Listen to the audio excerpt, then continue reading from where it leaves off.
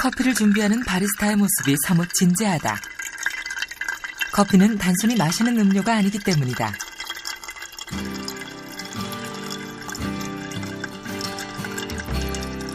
즐거움을 노래할 때, 반가운 손님을 환대할 때, 비통에 잠긴 이웃을 위로할 때나 간절한 기도를 할 때.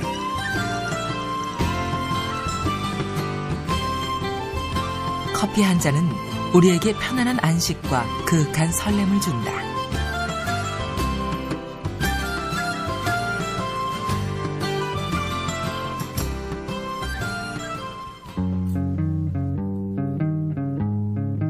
아프리카 에티오피아에서 처음 발견돼서 인류 역사의 흐름을 따라 전 세계로 전파된 커피. 그 커피의 경로를 직접 두 발로 찾아가 보자는 이들이 바로 커피 역사 탐험대다.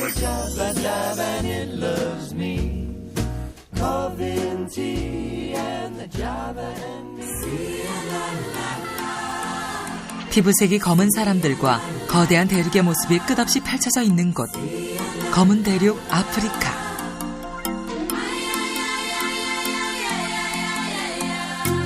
하지만 커피 탐험대에게 아프리카는 커피가 있어 검은 대륙이다.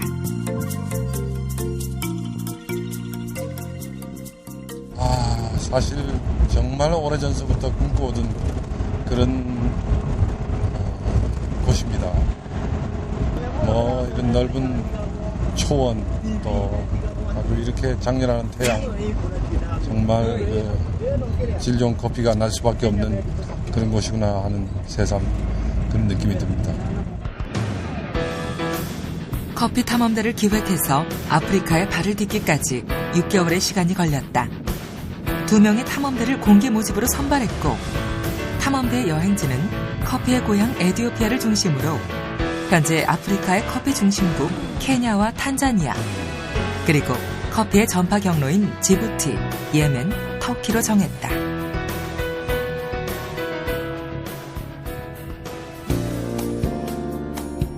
탐험대의 처음 여행지 케냐는 아프리카 국가 중 커피 선진국이다. 커피 플랜테이션 농장을 통해 대규모의 커피가 재배되고 케냐 정부가 적극적으로 장려하는 산업이 바로 커피였다. 케냐의 티카에서 대원들은 처음 아프리카 커피를 맛볼 수 있었다. 굿. 커피 못지않게 대원들을 사로잡은 건 아프리카의 아이들이다. 매우 순수하고 유쾌한 아이들. 하기야 세계 어느 곳의 아이들이 그렇지 않겠냐마는 유독 이 아이들에게 동정이 가는 것은 우리가 가진 선입견 때문일 것이다. 빗속을 뚫고 아프리카의 최고봉 킬리만자로의 관문 도시 모시로 향한다. 이곳에는 오래전부터 전해 내려오는 생강 커피가 있다. 생강을 강판에 갈아 커피와 함께 끓이는데 양리 효과를 내는 건강 음료로서의 커피다. 생강 커피라 그럴까?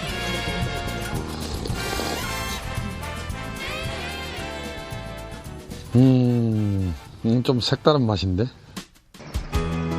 탄자니아 커피협회는 정부 산하의 연구기관이다. 모시와 아루샤 지역의 커피 기술을 장려하고 품종을 개발하며 농장을 지도 감독하는 일을 한다.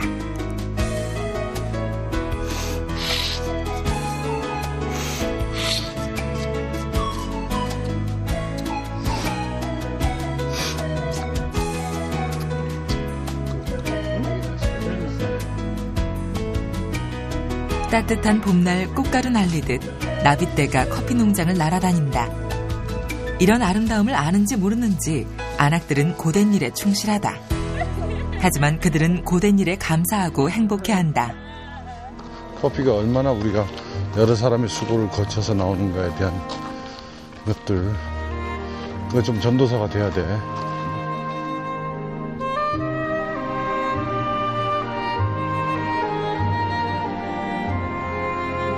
여행 열흘 만에 드디어 커피의 고향 에티오피아 진마에 도착했다.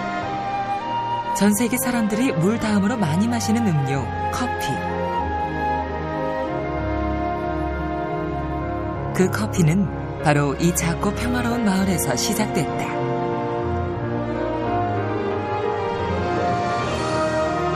박종만 관장이 이슬람 사원 모스크를 찾는다. 커피를 처음 발견한 목동 칼디는 이슬람 사원의 수도원장에게 커피를 가져갔다고 전해진다. 지금도 진마에는 염소들이 여기저기에서 방목되고 있고 그 곁에는 어린 꼬마들이 있다.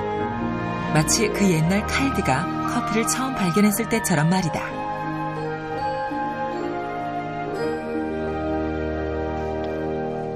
가자. 커피 마시러 가자. 가자. 하얀 커피꽃이 활짝 핀 농장에서 에티오피아의 전통 커피 세레모니를 체험하기로 했다. 낡은 팬에 그린비를 볶는다. 그린비는 금세 짙은 갈색으로 변한다.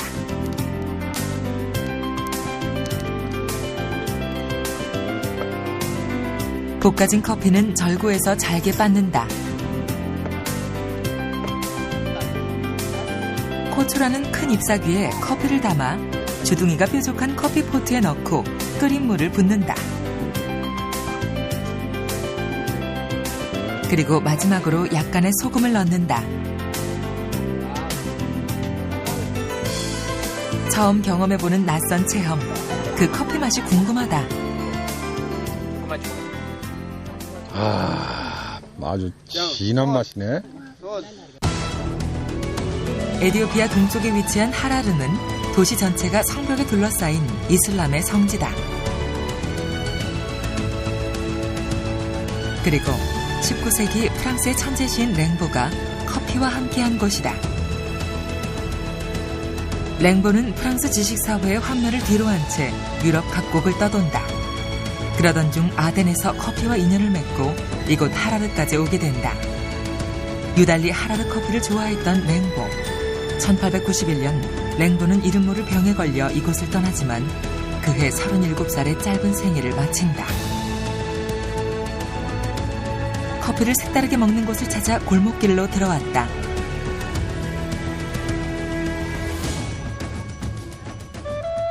먼저 향을 피우고 이슬람 기도문을 외운다.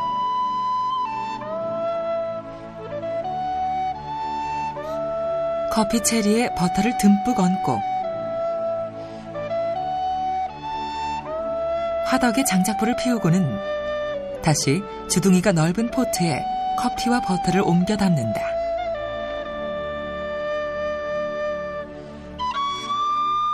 그리고 커피 체리가 익을 때까지 10여 분을 끓인다.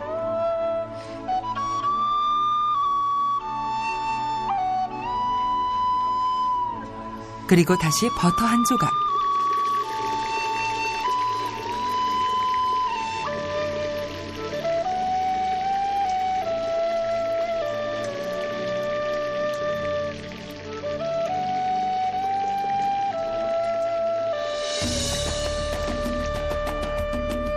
마지막으로 설탕을 듬뿍 넣으면 세리분이라 불리는 전통 음식이 완성된다. 완성된 세리분은 우리나라 전병과 비슷한 인제라에 싸서 함께 먹는다. 커피를 가지고 전혀 새로운 그 음식을 만들어냈다고 얘기할 수 있을 것 같습니다. 하라르와 인접한 디르다와의 커피 농장에 노동자들의 노랫소리가 가득하다. 이곳에서 여자들은 주로 커피를 골라내는 피킹 작업을 하고 남자들은 커피를 마대에 담고 옮기는 일을 한다. 이렇게 모든 출하 준비를 마친 커피는 비로소 아프리카 대륙을 떠나 세상을 향한다.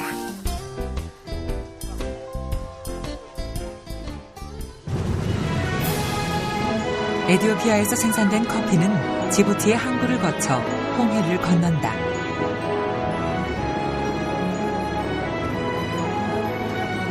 이른 아침, 박종만 관장은 모닝커피를 준비한다. 대원들은 그동안의 익숙한 솜씨로 잠자리를 정리한다. 어느새 홍해 저 멀리서 태양이 올라온다. 이 순간을 놓칠 수는 없다.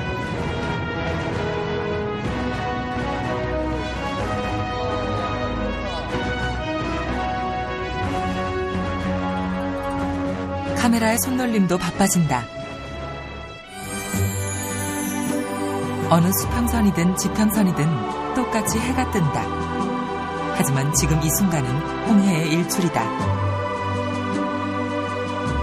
커피가 세상을 향해 퍼져나간 그 바다 위에서 태양을 맞이할 줄은 미처 상상하지 못했다.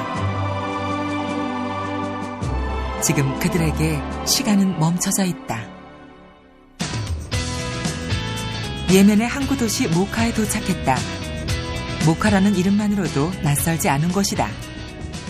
모카 커피라는 것은 에티오피아 커피, 예멘 커피를 다 일컬어서 이곳에서 나가는 커피를 모카 커피라고 하고 있습니다. 한눈에 봐도 모카항은 번성했던 그 옛날의 모습이 아니다. 에티오피아와 예멘의 커피가 한 곳에 모여서 최고의 번영을 누렸던 곳. 그래서 그 이름 모카를 전 세계의 커피 이름으로 알리게 했던 곳. 하지만 지금은 쓸쓸한 말이 남아있었다.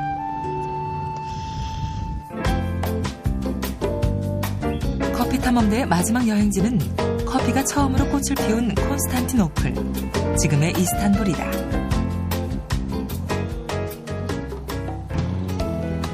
(1554년) 최초로 커피점이 생긴 도시답게 커피를 즐기는 사람들의 모습이 곳곳에 보인다. 노상 카페 한쪽에 탐험대도 자리를 잡았다. 이번 여행에서 마지막으로 마시는 커피다. 그 마지막이란 의미에 왠지 마음이 무거워진다. 훗날 돌이켜봤을 때 정말 잘한 일이었구나라는 생각이 들 수 있었다라면은 사회 선배로서 더 할 나위 없이 보람 있는 일이라고 생각합니다. 힘든 일도 좀 아니면은 또 좋았던 일도 전부 굉장히 감사해요. 이번에 이런 기회를 갖게 돼서 너무 감사하고요. 좀 실수도 많고 부족한 것도 많았는데 그것도 다 경험이었다는 생각이 많이 들고 많이 배워가지고 간다는 생각이 많이 들었어요. 또 저 같은 경우는 계속 사진을 찍다 보니까 카메라 속에 이렇게 들어왔던 사람들, 그리고 또 하다못해 차 타고 길을 지날 때도 그냥 눈이라도 한번 마주치고 손이라도 한번 흔들어 주던 그런 사람들이 계속 마음에 남을 것 같아요. 뒤로 한 2걸음만 가세요. 이제 한 장의 사진만 남았다. 커피 역사를 찾아 아프리카부터 찍었던 수백 장의 사진들. 그 모든 여정을 마무리하는 한 장이다. 커피 탐험이라는 낯선 여행을 마친 대원들. 지금 그들은 커피를 닮아 있다. 검게 탄 얼굴에 그윽한 미소까지.